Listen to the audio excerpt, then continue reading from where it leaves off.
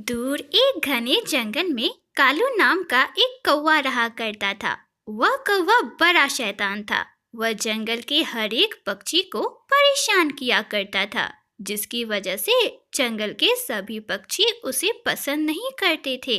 इस जंगल के सभी पक्षी मुझसे नफरत करते हैं। कोई भी मेरी इज्जत नहीं करता। देखना, एक दिन ऐसा आएगा कि जंगल के सभी पक्षी को पता चलेगा कि कालू भी क्या चीज है। हाँ, अब यहाँ बैठे बैठे मुझे बड़ी जोरों की भूख लग गई है।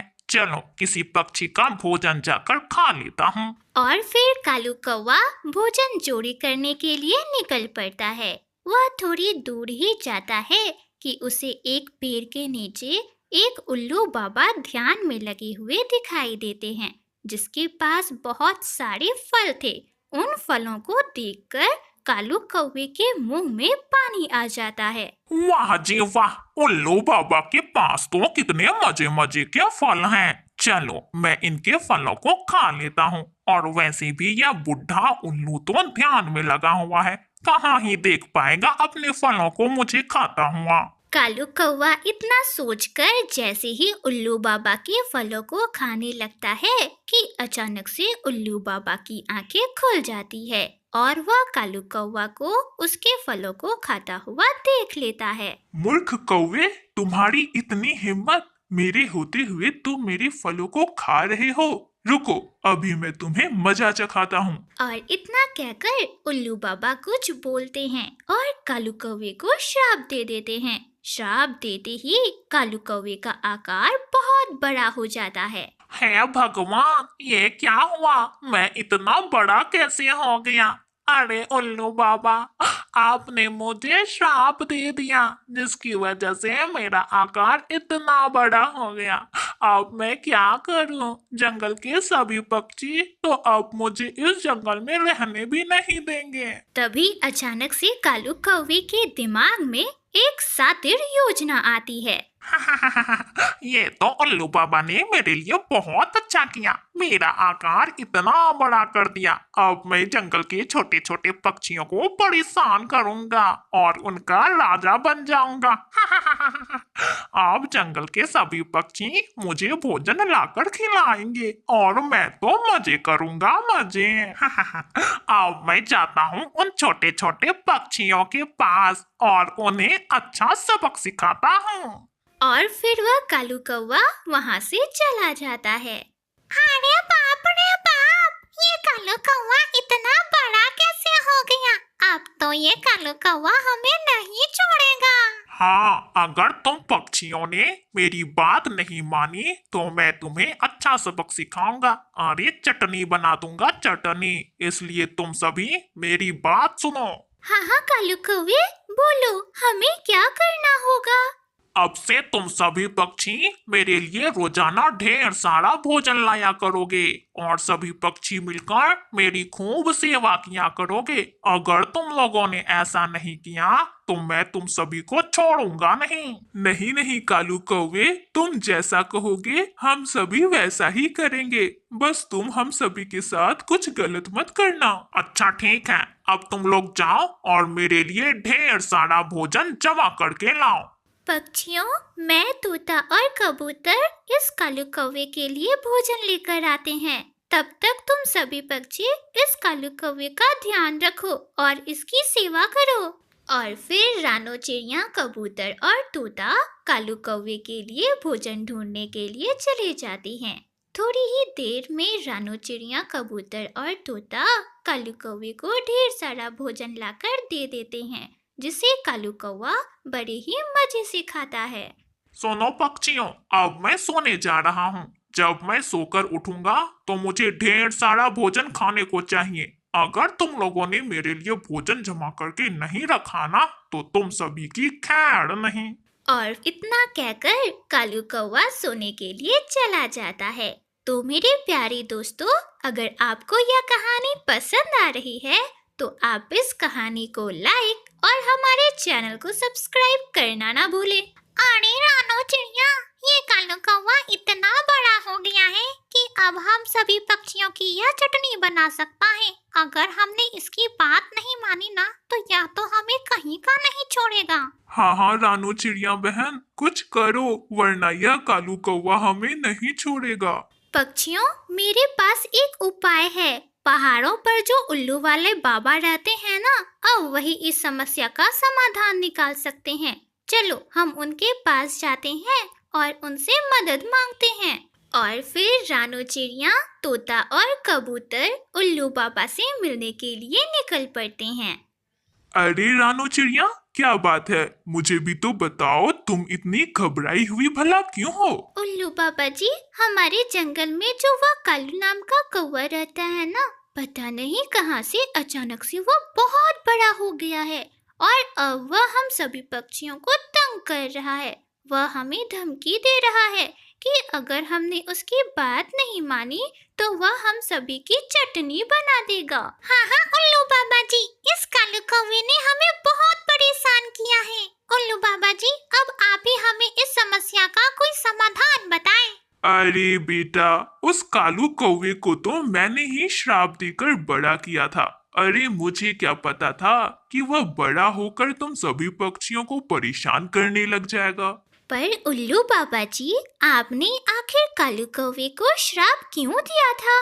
अरे बेटा, अब मैं क्या बताऊं। मैं दोनों आंखें बंद करके ध्यान में लगा हुआ था और जब मेरी आंखें खुली तो मैंने देखा कि कालू कौवा मेरे फलों को चोरी कर रहा है। बस मुझे गुस्सा आ गया और मैंने उसे श्राप दे दिया। अरे मैंने तो यह सोचा था कि अगर उसे श्राप देकर बड़ा कर दूं तो वह तो अपने किए पर शर्मिंदा हो जाएगा और उसे अपने किए पर अफसोस भी होगा। पर ये क्या, वह तो कुछ और ही करने लग गया। रानो चिड़िया, चलो मुझे उस कौवे के पास लेकर चलो। इस बार तो उसे मैं ऐसा श्राप दूंगा ना कि उसे जिंदगी भर याद रहेगा। हाँ हाँ उल्लू बाबा, आप हमारे साथ चले और उस कौवे को ऐसा श्राप दे कि आज के बाद वह कभी भी हम जंगल वालों को परेशान करने का सोचे भी नहीं। और फिर उल्लू बाबा, रानो चिड़िया, कबूतर और तोता कालू कौवे के पास चले जाते हैं। अब देखना तुम रानो चिड़िया, इस कालू कौवे को मैं ऐसा श्राप दूंगा कि अब वह कभी नहीं सो पाएगा। और फिर उल्लू बाबा कुछ बोलते हैं और कालू कौवे को श्राप दे देते हैं। देखते ही देखते कालू कौवे का आकार बहुत छोटा हो जाता है। देखा रानो चिड़िया, इस कालू कौवे को मैंने कैसा सबक सिखाया। अब यह इतना छोटा हो गया है कि अब तुम सभी पक्षियों को यह कभी परेशान नहीं कर पाएगा। चलो अब मैं चलता हूँ। और इतना कहकर उल्लू बाबा वहाँ से चले जाते हैं। थोड़ी देर बाद जब कालू कौवे की आंखें खुलती है और खुद को वह इतना छोटा देखता है तो वह तो बहुत परेशान हो जाता है। रानो चिड़िया, ये क्या हुआ मेरे साथ? अरे मैं तो बहुत बड़ा था, सोकर जगा तो इतना छोटा कैसे हो गया? तुम सभी पक्षियों ने आखिरकार मेरे साथ क्या किया? क्या बोल रहे हो कालू कौवे? थोड़ा जोर से बोलो ना, मुझे कुछ सुनाई नहीं दे रहा। अरे मैं इतना छोटा हो गया हूँ कि मेरी आवाज रानो चिड़िया तक पहुँच ही नहीं रही। अरे ये मेरे साथ क्या हो गया? और फिर सभी पक्षी कालू कौवे को अकेला छोड़कर वहाँ से चले जाते हैं और कालू कौवे को उसके किए की सजा मिल जाती है। इस कहानी से हमें यह सीख मिलती है कि जो दूसरों के साथ गलत करते हैं, एक ना एक दिन उसके साथ भी गलत जरूर होता है। इसीलिए तो कहते हैं, कर भला तो हो भला। जंगल में ठंड बढ़ने के साथ साथ भोजन ना मिलने की समस्या भी बढ़ने लगी थी। चिड़िया का नन्हा बेटा कुकू और कौओं का बेटा जग्गू भोजन की तलाश में इधर उधर भटक रहे थे। कुकू कुकू यार, थोड़ा और आगे बढ़ते हैं। आगे ही किसान का खेत है, क्या पता हमें वहाँ कुछ भोजन खाने को मिल जाए। ऐसे वे दोनों दोस्त थोड़ा और आगे जाते हैं। सामने ही एक संतरे का पेड़ था जिस पर बहुत सारे संतरे लगे हुए थे। फिर वे दोनों दोस्त उस संतरे के पेड़ के पास जाते हैं। मिल गया, हमें भोजन मिल गया। और फिर वे दोनों दोस्त एक एक संतरा वहाँ बैठकर खा लेते हैं। कुक्कू, एक संतरा मैं अपनी मम्मा के लिए लेकर जाऊंगा। हाँ हाँ जग्गू, मैं भी ये वाला पका हुआ जो संतरा है अपनी मम्मा के लिए लेकर जाता हूँ। और फिर वे दोनों अपना अपना पेट भरने के बाद एक एक संतरा अपनी मम्मा के लिए भी लेकर जाते हैं। थोड़ी देर बाद किसान भी अपने खेत में आ जाता है। कोई चोर मेरे 4 संतरे चुरा कर ले गया है। अरे, कल इस पेड़ पर 6 संतरे लगे हुए थे और अभी बस 2 ही हैं। मैं इन दोनों संतरों को तोड़ लेता हूँ। क्या पता वो चोर इन दोनों को भी चुरा ले जाए। और फिर ऐसा सोचकर किसान उन दोनों संतरों को तोड़कर अपने घर चला जाता है। मम्मा देखिए, मैं आपके लिए मीठा और पका हुआ संतरा लेकर आया हूँ। कुक्कू बेटा, कहीं आपने ये संतरा चोरी तो नहीं किया? चोरी का नाम सुनकर कुक्कू चुप रहता है। बोलो कुक्कू बेटा, मैंने आपको हमेशा चोरी करने और झूठ बोलने से मना किया है। मम्मा, मैं और जग्गू किसान के खेत में गए थे और वहाँ से लाए हैं हमने ये संतरे। मैं नहीं खाऊंगी ये संतरा भी आप ही खा लो। ऐसा चोरी का फल खाने से अच्छा है कि मैं भूखी रह जाऊं। मगर मम्मा, वहाँ तो कोई भी नहीं था, हम किससे पूछते? कुक्कू बेटा, ये सब चोरी करने के बहाने होते हैं। और तभी तोता भी वहाँ आ जाता है। चिड़िया चिड़िया, मैं कल से ही भूखा हूँ, प्लीज मुझे कुछ खाने को दे दे। अंकल मिट्टू, मैं ये फल लाया था, अब मम्मा तो खा नहीं रही, लीजिए आप ही ये फल ले जाइए। और फिर मिट्टू तोता वो फल लेकर वहाँ से चला जाता है। मम्मा, अब तो मैंने चोरी के फल से किसी की मदद की है, अब तो मम्मा आप मुझसे नाराज ना हो। नहीं कुक्कू बेटा, अगर किसी की मदद भी करनी हो तो वो भी अपने पास से ही करते हैं, ना कि चोरी के माल से। दूसरे दिन कुक्कू और जग्गू फिर से इकट्ठे होते हैं। चलो दोस्त, आज हम फिर से वहाँ जाते हैं। 2 संतरे जो कल बच गए थे, आज हम उन्हें खा लेते हैं। नहीं दोस्त जग्गू, मेरी मम्मा मुझे चोरी करने से बहुत डांटती है और मम्मा ने तो वो संतरा भी नहीं खाई जो मैं मम्मा के लिए लेकर गया था। मगर मेरी मम्मा ने तो एक ही बार में सारा संतरा खा लिया और मम्मा ने आज मुझसे कहा कि आज भी मैं उनके लिए संतरा लेकर आऊं। नहीं यार, मैं नहीं जाऊंगा। यार कुक्कू, क्या पता आज हमें वहाँ दाना मिल जाए। चलो ना, एक बार जाकर तो देखते हैं। और फिर कुक्कू और जग्गू फिर से किसान के खेत की ओर जाते हैं। आज किसान और उसकी पत्नी खेत पर काम कर रहे थे। नहीं, वहाँ तो कुछ भी नहीं है। लगता है वे 2 संतरे किसी ने तोड़ लिए। हाँ, मैंने ही तोड़े हैं। इसका मतलब तुम ही चोर हो। क्या तुमने ही कल मेरे पेड़ से संतरे तोड़े थे? नहीं नहीं किसान अंकल, हम तो आज पहली बार यहाँ आए हैं। जग्गू यार, एक बुरा काम कल हमने चोरी करके किया और आज दूसरा बुरा काम हम झूठ बोलकर करे। नहीं, मैं झूठ नहीं बोलूँगा। तो फिर तुम ही सच बोलकर किसान से मार खाओ। और फिर जग्गू वहाँ से उड़ जाता है। किसान अंकल, मुझे माफ कर दे, मैंने ही आपके पेड़ से कल 2 संतरे चुराए थे। मुझे बहुत जोरों की भूख लगी थी, पर मम्मा ने वे संतरे नहीं खाए और उन्होंने मुझे बहुत डांटा। किसान अंकल, मैं आपसे वादा करता हूँ, अब मैं कभी चोरी नहीं करूँगा।